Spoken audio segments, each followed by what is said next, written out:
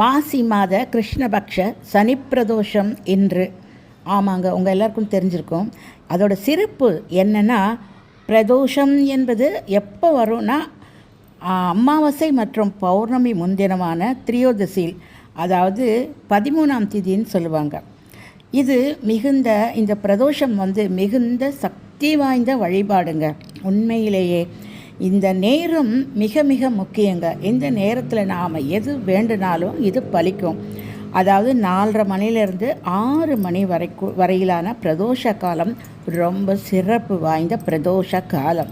சிவபெருமான் மற்றும் நந்திக்கு உகந்த சிறப்பு நேரமாக இது கருதப்படுகிறதுங்க. அது மட்டும் இல்லைங்க, இந்த மாசி மாதமும் கிருஷ்ணபக்ஷமும் ஒரு சிறப்பு வாய்ந்த நன்னாளுங்க. எப்படின்னா, மாசி மாதம் கர்ம சுத்தி, பாப நிவர்த்தி, தெய்வ அனுகிரகம் பெறுவதற்கு இந்த மாசி மாதம் ரொம்ப ஏற்றமான மாதம்னு சொல்லுவாங்க.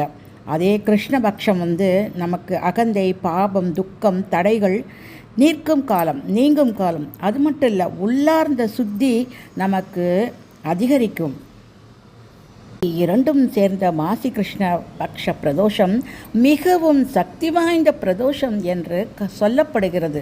இந்த பிரதோஷ கால பூஜையில் சிவலிங்கத்திற்கு நீங்கள் பால், தயிர், தேன், இளநீர் அபிஷேகம், விபூதி, சந்தனம், வில்வ இலை அர்ப்பணம், நந்தி பகவானுக்கு பின் நின்று சிவபெருமானை தரிசனம் செய்வது, தீபம் ஏற்றி தூபம் காட்டுவது, இப்படியெல்லாம் செஞ்சால் நமக்கு அபிரதமான நல்ல ஒரு தெய்வ கடாட்சமான பலன் கிடைக்கும்.